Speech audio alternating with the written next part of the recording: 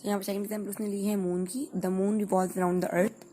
अच्छा, अब मून भी जो अगर अर्थ के इर्द रिवॉल्व करे तो इसका मतलब उसके पास भी कोई ना कोई सेंट्रीपिटल फोर्स एक्सर्ट करेगी, लेकिन इस केस में सेंट्रीपिटल फोर्स कौन सी है? Gravitational force. वो कह रहा है the gravitational force of the earth provides the necessary centripetal force.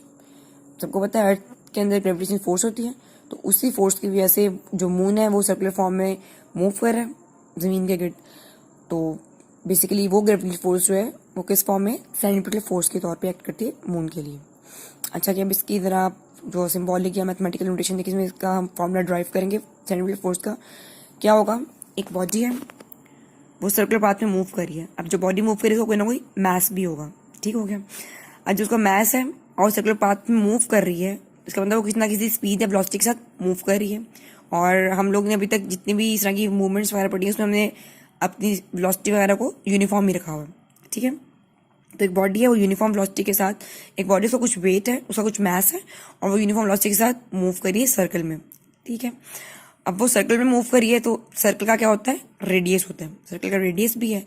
Body move की वजह से करिए किसी ना किसी सेंट्रीपिटल फोर्स की वजह से। हमने न्यूटन के लॉ में पढ़ा था कि अगर कोई बॉडी है जिसका कोई मास है और उसके ऊपर कोई फोर्स एक्सर्ट होती है, तो उस फोर्स की एक्सर्शन की वजह से उस बॉडी में क्या प्रोड्यूस हो जाती है? एक्सेलरेशन। हमारे केस में इस टाइम जो वो है फोर्स है वो सेंट्रीपिटल है, FC stands for centripetal force. तो जो उसकी एक्सेलरेशन होगी वो भी सेंट्रीपिटल ही होगी, सेंट्रीपिटल एक्सेलरेशन, ठीक हो गया। इस लिहाज से हमारा जो एक्सेलरेशन का फॉर्मूला बनेगा वो बनेगा v²/r। यहाँ पे v वेलोसिटी है और r रेडियस है सर्कल का, ये वो कितने डिस्टेंस में कितनी वेलोसिटी को कवर कर रहे हैं, सही है जी। अब जो न्यूटन का सेकंड लॉ है वो हमें क्या कहता है? F = ma होता है। लेकिन हमारे केस में यहाँ पे F सिंपल F नहीं है, ये F है सेंट्रीपिटल F। सेंट्रीपिटल फोर्स है तो एक्सेलरेशन भी सेंट्रीपिटल होगी। तो हमने यहाँ पर याद से आप लोगों ने जब ये फॉर्मूला ड्राइव करोगे आपने यहाँ पर C और C का जो सिंबल है वो लास्ट में लिखना है, ताकि पता लग जाए कि हम सेंट्रीपिटल के अकॉर्डिंग करें, नॉर्मली नहीं करें, ठीक है। Fc = mac और A का फॉर्मूला जो आपने ऊपर ड्राइव किया v²/r वो आपने यहाँ पे रिप्लेस कर देना है, Fc = mv²/r। तो ये हमारे पास किसका फॉर्मूला ड्राइव हो गया? सेंट्रीपिटल फोर्स का।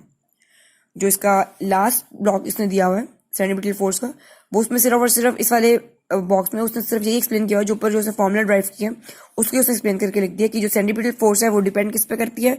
बॉडी के मास पे, उसकी वेलोसिटी के स्क्वायर पे और रेडियस के रेसिप्रोकल के, सही है। इन तीन चीजों पे सेंट्रीपिटल फोर्स डिपेंड करती है। तो ये तो थी सेंट्रीपिटल फोर्स। कल मैंने आपको कहा था कि आपने फिफ्थ हेडिंग किसकी बनानी है? सेंट्रीफ्यूगल फोर्स की। आपको ऐसे पता न्यूटन का थर्ड लॉ क्या कहता है कि अगर कोई एक्शन हो रहा होता है तो कोई ना कोई रिएक्शन भी हो रहा होता है, ठीक है। अब एक्शन हमारे केस में जो हमने अभी वो एज्यूम किया हुआ है, वही स्ट्रिंग वाली एग्जांपल जो हम लेके चल रहे हैं, उसमें हमारा एक्शन क्या हो रहा है कि एक इंटेंसिटी सेंट्रीपिटल फोर्स जो है वो स्टोन के ऊपर लग रही है। कौन लगा रहा है? स्ट्रिंग लगा रहा है।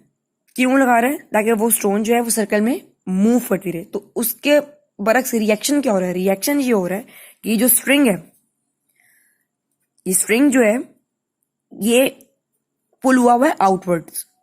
तो इस आउटवर्ड जो क्या कहते हैं फोर्स, उसका नाम क्या है? सेंट्रीफ्यूगल फोर्स, कि उसने स्ट्रिंग को बाहर की तरफ पुल करके रखा हुआ है। अगर स्ट्रिंग बाहर की तरफ पुल ना हुआ होता तो ये जो बॉडी ये भी मूव ना कर पाती, ऐसा ही है। स्ट्रिंग चूंकि बाहर की तरफ पुल हुआ हुआ है इसलिए जो स्टोन है वो मूव कर रहा है। स्ट्रिंग के ऊपर, वो स्टोन के ऊपर एक्शन लग रहा है स्ट्रिंग का, और रिएक्शन भी स्ट्रिंग के ऊपर क्या लग रहा है कि वो आउटवर्ड है। जो आउटवर्ड रिएक्शन उसको बोलते हैं सेंट्रीफ्यूगल, और जो सेंट्रीपिटल फोर्स, सॉरी, जो स्टोन पे लग रहा है वो है सेंट्रीपिटल फोर्स। यहाँ पर फिगर भी बनाई हुई है, आपने भी ये फिगर बनानी है। क्या कह रहा है? Centripetal force acting on the stone and the centrifugal force acting on the string. तो स्ट्रिंग और स्टोन के केस में टू फोर्सेस अप्लाई हो रही हैं। स्टोन के ऊपर लग रही है सेंट्रीपिटल फोर्स जो कि उसको फोर्स करिए कि वो सेंटर में मूव करती रहे, और स्ट्रिंग के ऊपर लग रही है सेंट्रीफ्यूगल फोर्स, ठीक है, जो कैसा रिएक्शन है कि जो स्ट्रिंग बाहर की तरफ पुल हुआ है। तो आप अंडरलाइन कर लीजिएगा इस लाइन को। According to Newton's third law of motion there exist a reaction to the centripetal force. Centripetal reaction that pulls the string outward is sometimes called the centrifugal force. ठीक हो गया। अब जरा ये एग्जाम्पल न्यूमेरिकल देखते हैं। Example 3.8 कह रहा है a stone of mass 100 gram is attached to a string 1 meter long. अच्छा, न्यूमेरिकल जब भी आएंगे आपने पहले क्या करना है, मैंने आपको पहले भी बताया था, न्यूमेरिकल्स अटेम्प्ट करने के लिए आपने लिखना है गिवन डाटा कि हमारे पास चीज़ें क्या क्या गिवन है, न्यूमेरिकल में क्या डाटा गिवन है। पहले तो वो कह रहा है कि a stone of mass 100 gram, mass आ गया जी हमारे पास m is equals to 100 gram, लेकिन आपको पता है जो मैस का स्टैंडर्ड यूनिट है वो केजी है, तो 100 ग्राम को जब केजीज में कन्वर्ट करेंगे तो हमारे पास आंसर आ जाएगा 0.1 kg। Attach to a string of 1 metre long. अच्छा, स्ट्रिंग की लेंथ बता दी है, लेंथ का मतलब क्या है, क्योंकि अगर आप देखें आगे तरह पढ़ें, the stone is rotating in a circle with the speed of 5 ms-1।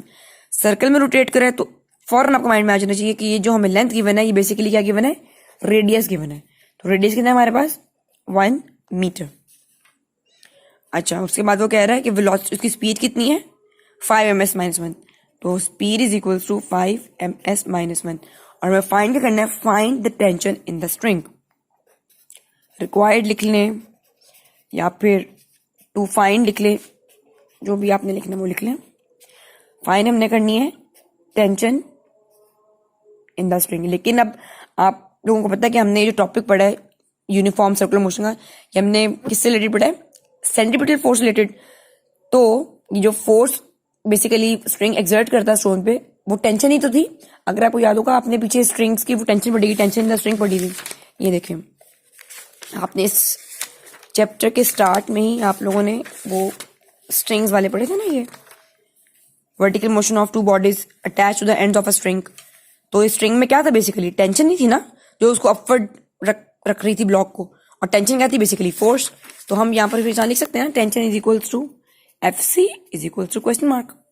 ठीक है, और अब सॉल्यूशन इसका क्या होगा, यहाँ पर उसने रीजन भी दी हुई है, tension in the string provides the necessary centripetal force. ठीक हो गया, यहाँ पे सॉल्यूशन की हेडिंग देके आपने आगे से लिख देना है कि एज वी नो